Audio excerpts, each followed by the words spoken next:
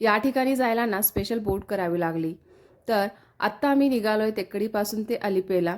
तर अलिपेला पोचल्यानंतर हॉटेलमध्ये ना स्विमिंग पूल होता, त्यामुळे शार्वी बघून खूपच खुश झाली आणि तिला तिथे जायचंच होतं. सो दोघंही मस्त पाण्यामध्ये स्विमिंग पूलमध्ये मस्ती केली दोघांनी, कारण उकाडाही होता, त्यामुळे छान वाटत होतं.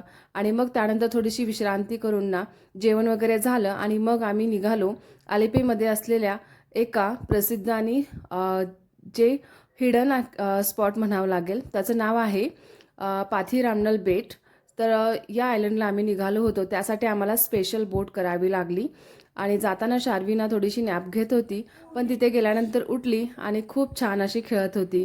तिथे झोपाळासुद्धा होता, त्यावरती आम्ही झोकासुद्धा घेतला दोघांनी मस्त. शार्वीला खूप छान वाटत होतं, कारण तिथे लहान मुलांसाठी छान पार्क आहे.